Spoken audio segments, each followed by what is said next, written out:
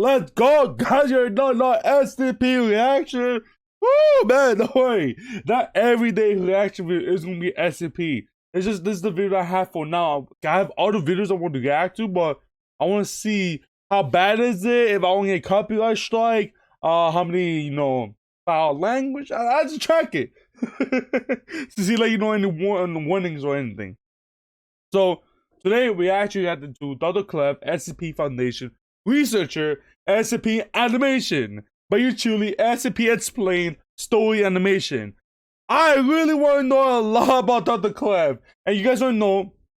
These are the infographic show, the other YouTube channel that they start doing the SCP animation and all that. Explains, give information, and I think they're gonna be really good covering, Dr. Clef. Who is he? What is he? What power he has and everything. What authority does he has? But guys, remember, you guys also know a lot of information. Like some people that be texting me. I don't know if I could. Yeah, this one. I want to eat shredded younglings. He called it Thunder means useful to the foundation. I like it when you guys actually text back and everything. It gives me information, like things I don't know, like this guy explain what thumbnail means, which is, fire. Go ahead, go to the comment section. But not me holding you guys time. And I'm wearing a sweater, it gets hella cold. I'm gonna go in my phone. Look at the temperature. I don't know if you guys can see this. It is 24 degrees. And it's hella cold, man. It's hella cold. Let's just start it. Yeah. You guys already know. Leave it in the description. Go check these guys out. I'll be happy to give him one more subscriber. Let's get it. Cunning, liar, enigmatic, and fearsome are just a few words used to describe a particular member of the SCP Foundation. I want to know more While about many him. of the Foundation's researchers and scientists are a pretty unusual bunch, to say the least. This one might just take the cake, and then might have said cake decommissioned in the most collaterally damaging way imaginable. Similar to the infamous Dr. Bright always switching bodies. Yeah, I know about Dr. Bright. I don't know nothing about Dr. Clef. Maybe a little bit. I just need to remember, like, me watching this a little bit, like, if I remember anything that I read before, but I don't know nothing about Dr. Bright. I mean, Dr. Clef. Not Bright, I know who he is. With all manner of ever-shifting faces, genders, and even species. This particular Foundation department head is also no stranger to never looking the same way twice. In his case, he can't be photographed properly. At least not by any conventional means. Is it gonna show up? Thanks to some unknown anomalous augmentation. Any pictures taken of this researcher will have the face swapped with that of a random animal. However, these pictures will always feature the same characteristic grin, much like the smile of a Cheshire cat. A notorious liar not to be trusted by anyone. He's a liar? Alto Clef You can't take pictures of him. SCP Foundation's strangest members of personnel. For starters, Dr. Alto Clef isn't even technically his real name. More a nickname that became synonymous with the mysterious scientist, and served as a convenient shorthand for his alleged real name. You see, according to the entity most commonly known as Dr. Clef, his real name is actually a sound unpronounceable by human beings. His name is, apparently, the A major chord played on a ukulele. But what is he? Where they came from? Is he actually human or not? I hit my mic, sorry. Like, what? I'm confused. Is he human? Was he born human? Is he from another dimension? Let's keep it going. This explains why the strange doctor always carries the instrument around. I think I'm tacky, so I don't mind if I do. His real name on a strum of those strings. In fact, he used to go by a completely different name, the Ukulele Man, and sometimes Agent Ukulele, thanks to his because the ukulele thing. The only way you can pronounce his name, obviously. Predilection for playing the string instrument. So where did the Alto Clef nickname come from? Well, that one's easy.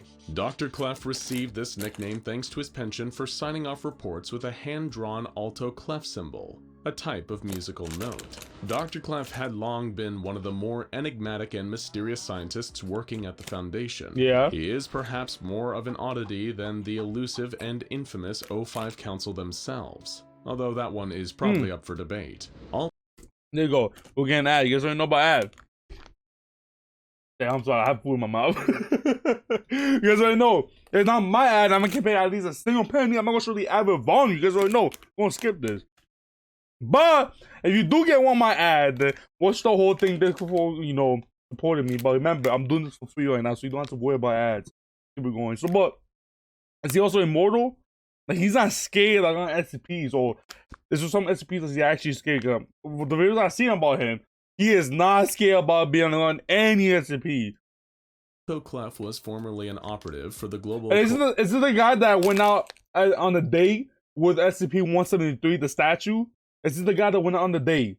Is it him? I don't remember. I don't know if this is him or not. Coalition. Let me know in the comment section. He first attracted the attention of the SCP Foundation a while before then. A number of research papers Clef published at a redacted university happened to catch the Foundation's eye, mostly for their bizarre and lurid subject matter. Much of the content and even the title of some of his works are redacted, but what we do know is that one of Clef's papers described certain traits that matched an existing SCP they had cataloged in their archive. There was no way this could have been a coincidence. Somehow Clef had knowledge of the anomalous, and had to be considered a potential risk to security. During a conversation with the agent that was sent to investigate his strange research papers, Clef was able to convince her to offer him a job within the Foundation. It seems exceptionally unusual that Clef was able to pull this off, as most women working for the SCP Foundation have reported that the man possesses a positively slimy personality. So, why even bother to hire this guy if he seems to be such a creep? Well, it turned out that the acquisition of Dr. Clef wasn't without its advantages, namely the capture and containment of SCP-447. This SCP, for anyone who might be unfamiliar, is an anomaly in two parts. The first, SCP-447-1, is a sphere composed entirely of a green, slime-like substance. It's warm to the touch, the same sort of heat as an ordinary human body. It has no adverse or harmful effects on anyone that comes into contact with it. SCP-447-2 is a viscous green slime that is excreted by the main ball. This excretion can be eaten, or can increase the fuel efficiency of gasoline by— Hell no, I'm not gonna eat that! You crazy?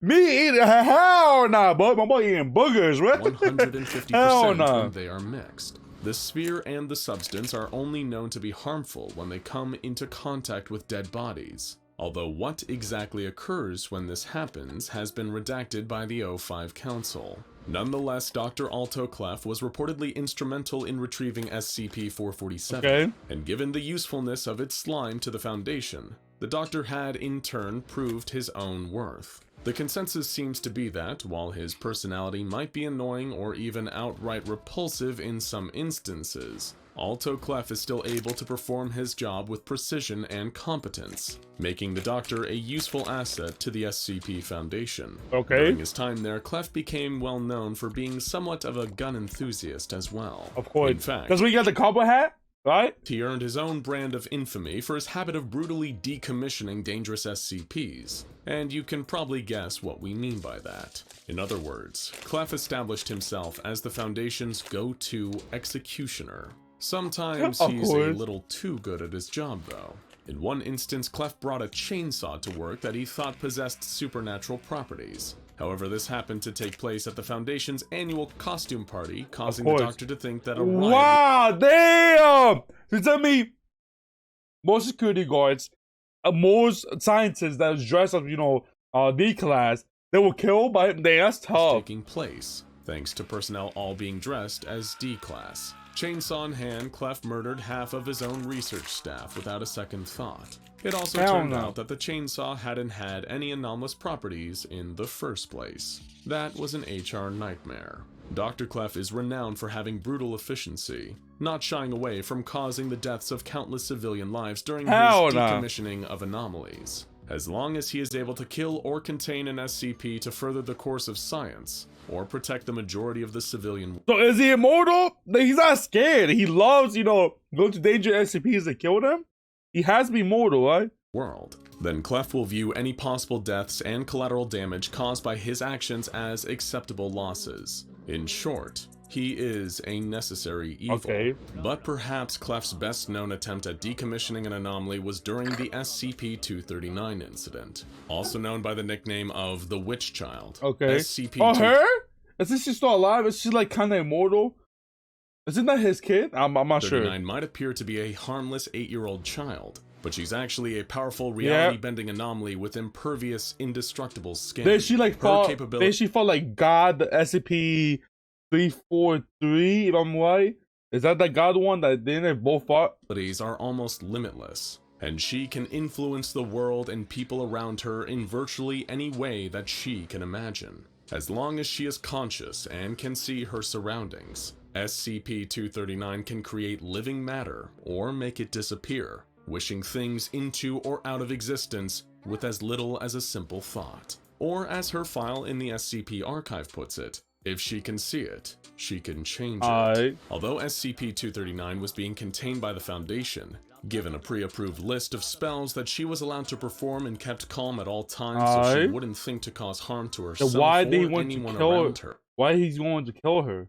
Dr. Clef didn't think that this was adequate enough. In a report, he claimed that the witch child's containment wasn't suitable, and that she posed a major security risk to the SCP Foundation and its personnel. You see, given his time with the Global Occult Coalition, Dr. Clef had become somewhat of an expert in anomalies with the ability to reshape reality, making him particularly wary of SCP-239. It was his proposal that the Foundation should not overestimate its own ability to contain these reality benders, and that they should instead strike first. Dr. Clef's idea was simple. Use some form of sharp implement to kill SCP-239.